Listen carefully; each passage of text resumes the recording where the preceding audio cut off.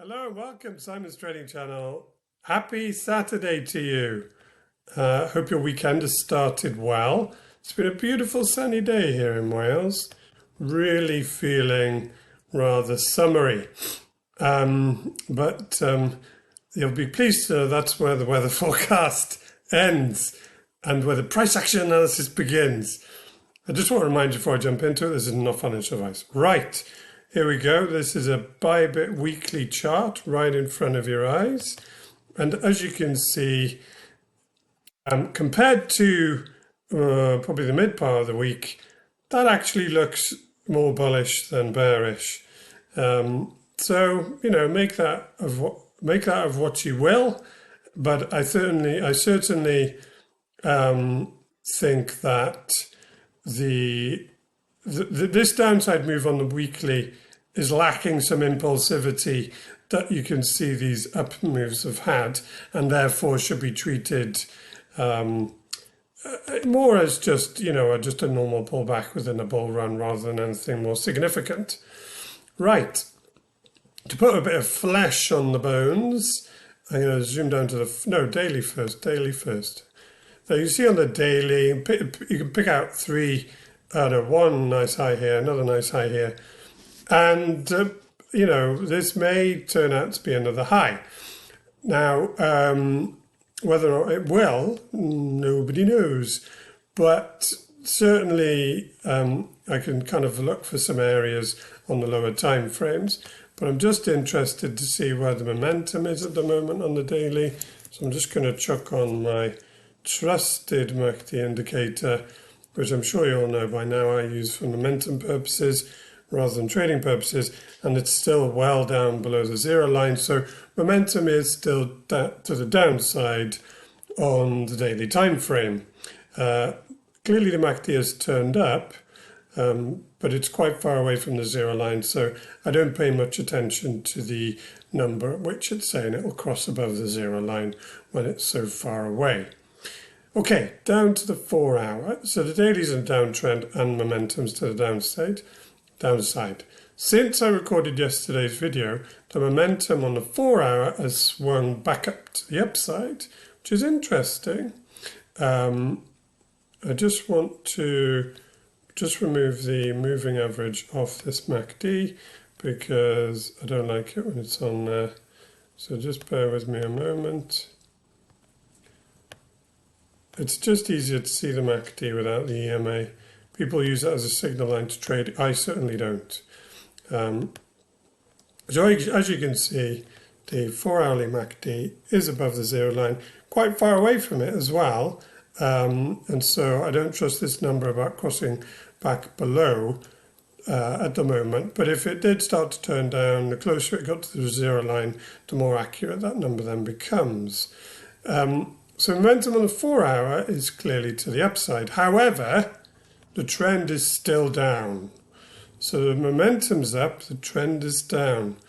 And what that means to me is that probably a bit of a decision point for Bitcoin on the lower time frames.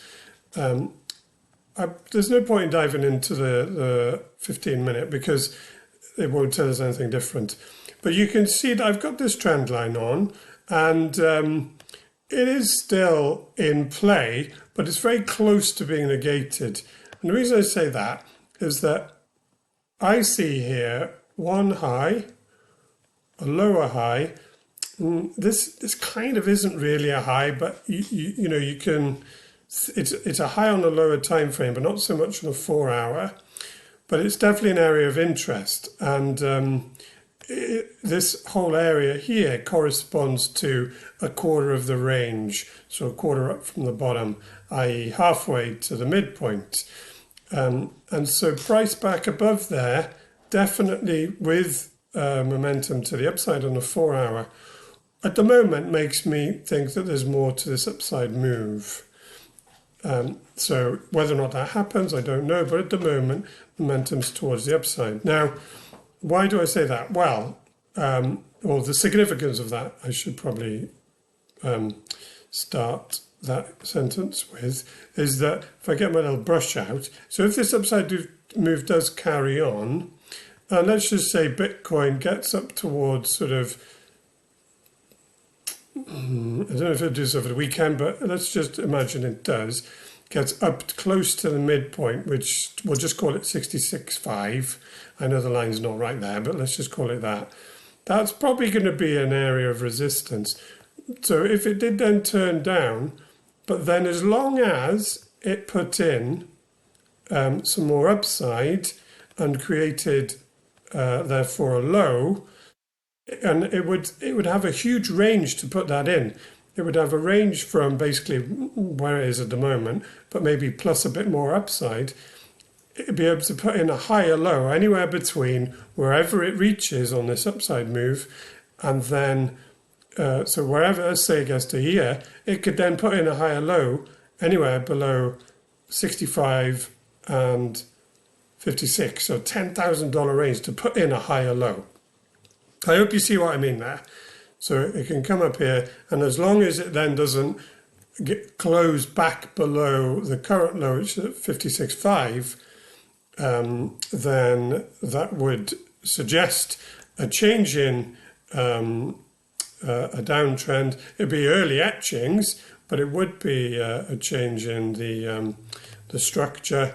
And what do you need to create an uptrend? Well, you need a low, then you need a higher low. Certainly that's the first part, and then hopefully the rest will follow.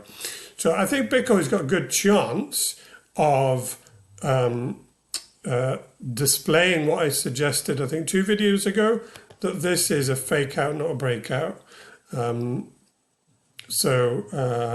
Yeah, it's got a chance. It's not there yet because the daily momentum is still to the downside.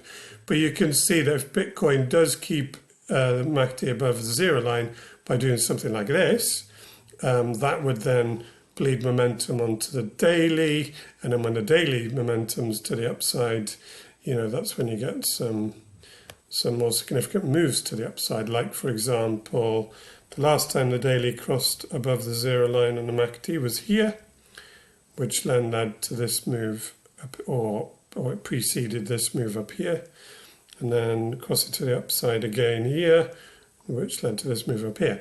So daily, for me personally, daily MACD above the zero line in a bull market is a very good indicator for more upside and probably breaking out the range to the top rather than the current sort of half-hearted effort to the bottom. Right, at 8 minutes. Is there anything else I wanted to say? That'll do for now. That'll do for today. So yeah, this would look good. Clearly closures back below. So if Bitcoin does put in a high here, so the price starts to retrace, for continuation of the trend, it needs to get back down below 56.5. So there we are. I hope that was useful. And if it was useful, if you enjoyed it, I don't think it was very funny today, I apologise for the lack of comedy, then please like and subscribe anyway. And if you didn't find it useful, then please don't come back tomorrow because I'll be doing it all again. All right. Enjoy the rest of your Saturday. See you tomorrow. Bye-bye.